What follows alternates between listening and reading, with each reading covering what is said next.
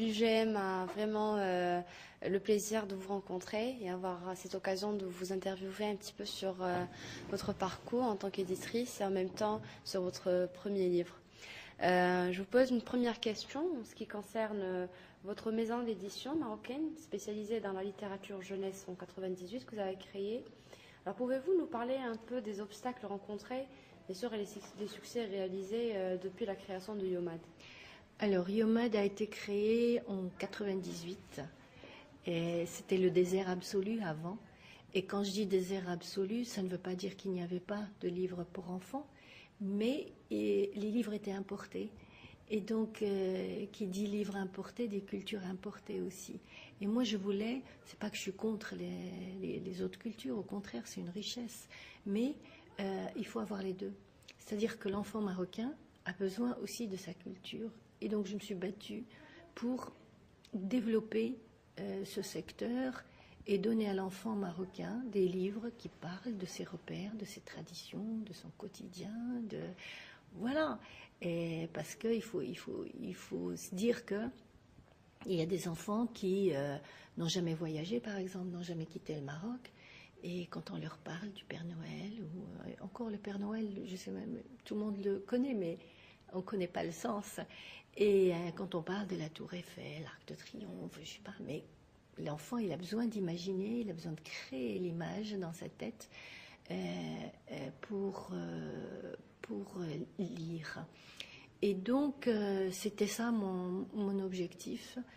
Et maintenant, je suis heureuse parce qu'il y en a beaucoup qui m'ont suivi. Et donc, on est 2 personnes spécialisées dans le livre de jeunesse au Maroc. Et d'autres éditeurs ont comme ça des départements qui font aussi le livre de l'enfant et des jeunes. Eh bien, maintenant, vous n'êtes pas seulement éditrice pionnière dans ce domaine, mais aussi une militante. Parlez-nous de vos ateliers de lecture. Oui, alors ça, c'est justement une fierté pour moi. Pourquoi? Parce que nous, les éditeurs, on se plaint toujours de ne pas avoir de lecteurs. Et on dit toujours que le Marocain ne lit pas, ce qui est faux, archi faux, parce que on ne fait rien aussi pour développer la lecture. C'est ça le problème. Donc on est derrière notre bureau, on fait les livres évidemment, on fait même de beaux livres, mais que faisons-nous pour rapprocher le lecteur du livre? Et moi, je pense que nous ne sommes pas encore au stade où le lecteur va vers le livre. Il faut prendre le livre et aller vers le lecteur. Et comme je travaille pour la jeunesse et pour les enfants, c'est ce que je fais. Et donc je vais tous les dimanches matin, de 11h à 13h, je vais aller à la rencontre des enfants pour faire des séances de lecture.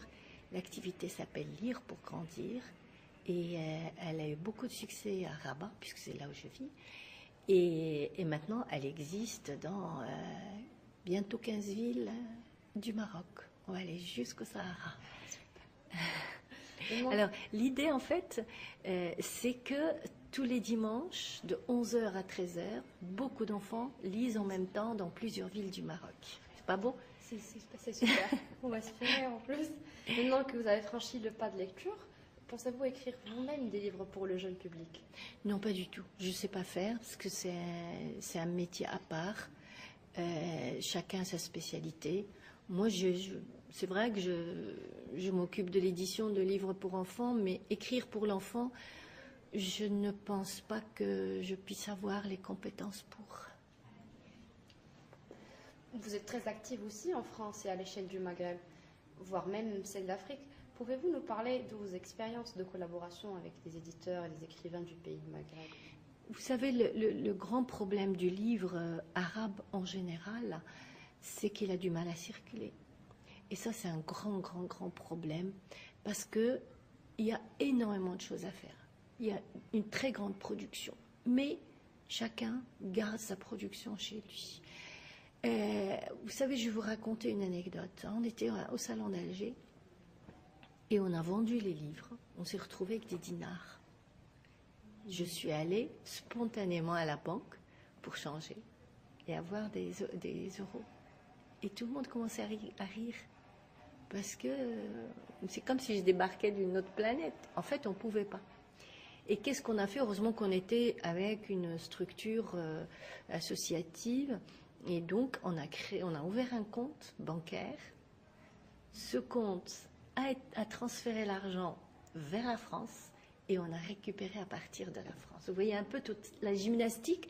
Donc ça, c'est des choses qui découragent les éditeurs arabes. Alors, la solution, c'est quoi? Qu'est-ce qu'ils font pour s'en sortir? Et ils profitent des salons. Des salons, comme ici, par exemple, et ben, vous avez tous ceux qui viennent des pays arabes, et ben, ils vont ramener un stock pour l'année. Et quand les Marocains vont aller, par exemple, au Salon du Caire, ils vont faire pareil. Quand ils vont aller au Liban, ils vont faire pareil. Et c'est comme ça qu'on arrive à faire circuler. Ben voilà, c'est du bricolage en fait. Mais il faut s'en sortir, et il faut se débrouiller, et on se débrouille comme ça. Et donc, l'union aurait fait. Moi, j'ai toujours voulu et demandé de créer une union des éditeurs, soit maghrébins, soit peut-être avoir être plus exigeant et avoir une union du monde arabe ou des pays arabes ou la Méditerranée. Il y a énormément de choses à faire, sauf que on est très paresseux. Et je ne sais pas, où on manque de bonne volonté, peut-être aussi. Mais en tout cas, à mon échelle et à ma petite échelle, hein, j'essaye en tout cas de partir souvent en solo. Hein. Ça m'arrive. Moi, je suis quelqu'un qui ne réfléchit pas. Je fais et je réfléchis après. Et souvent, c'est pas très pratique. Mais c'est très créative. Voilà.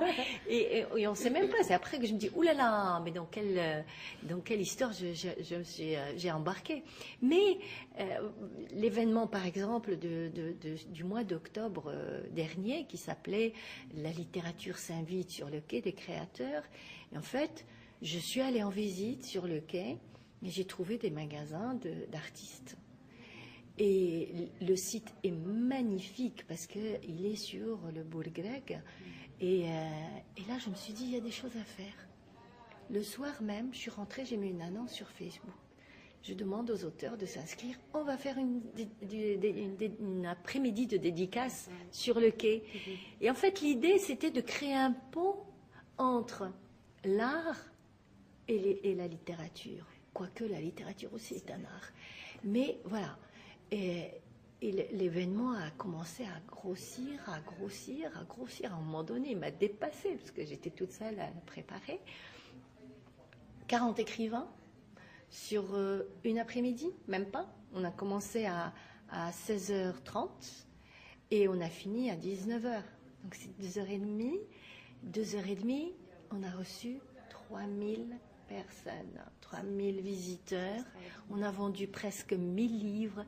Et pour la première fois, parce qu'avant, quand je voyais des fils pour les dédicaces dans les salons étrangers, je me dis, quand est-ce qu'on aura ça chez nous? Et pour la première fois, on a vu ça. Il y avait des fils interminables pour la caisse, des fils interminables pour les dédicaces. Comme quoi, comme je vous ai dit au début, il faut aller vers le lecteur, il faut aller le chercher. Et bien maintenant, cette activité, qui était ponctuelle, hein, je ne pensais pas qu'elle allait donner autre chose, et c'est tellement, maintenant les gens demandent, alors je l'ai appelé les littératures itinérantes, et donc là on va tourner dans le Maroc avec 40 auteurs à chaque fois, pas les mêmes bien sûr, mais on va aller, la prochaine fois on va aller sur Casablanca, puisque la première a eu lieu à Rabat.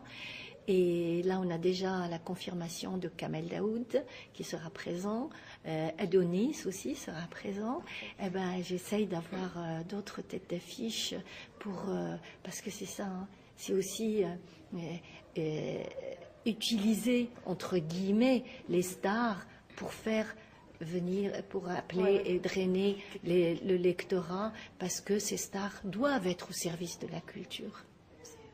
De toute façon, je vous rassure, madame, parce que déjà c'était l'objectif de notre rencontre en tant qu'Union des jeunes euro-maghrébins, justement dans l'axe lecture. On voulait reconnaître genre, les obstacles et participer ou contribuer à trouver des solutions justement pour éviter. Et d'ailleurs, vous avez anticipé ma dernière question pour finir. J'allais vous demander, est-ce que vous pouvez demander à une association étant l'Union des jeunes euro-maghrébins en ce qui concerne la question de la lecture dans le Maghreb, comment est-ce qu'on peut, vos ambitions en ce qui concerne l'Union des écrivains, des éditeurs, etc. Moi, je travaille pour les enfants, c'est vrai, mais j'ai une autre ambition, c'est de travailler pour les jeunes, parce que dans ce pays, nous ne faisons rien pour eux. C'est une frange d'âge qui reste sur la marge. Déjà, l'enfant est marginalisé, mais les jeunes n'en parlons pas. Leur seul souci, c'est les houles de la Méditerranée qui les dévorent et qui les avalent. Et donc, parce que leur société ne leur a pas donné la dignité qu'ils méritent, parce que vivre dignement, c'est être reconnu déjà dans sa société, avoir des choses qu'ils peuvent pratiquer. Quand je dis avoir des choses à pratiquer, par exemple, il faut des endroits pour le sport, pour les jeunes, il faut des endroits pour la rencontre des jeunes entre eux, des bibliothèques, des espaces, des cinémas, des théâtres. Mais tout ça, il n'y a rien de tout ça. Et donc, comment voulons-nous développer une jeunesse cultivée, consciente, et c'est l'adulte de demain. Ce sont eux qui vont construire ce pays. Mais que leur donnons-nous comme outil pour construire ce pays? Rien pour l'instant. On vous remercie de toute façon pour votre accueil, pour vos réponses, pour vos inspirations. Et merci à vous. Vous revoir peut-être à Casa bientôt. Ben oui, bien sûr. Inch'Allah, merci beaucoup. Je vous en prie. Merci.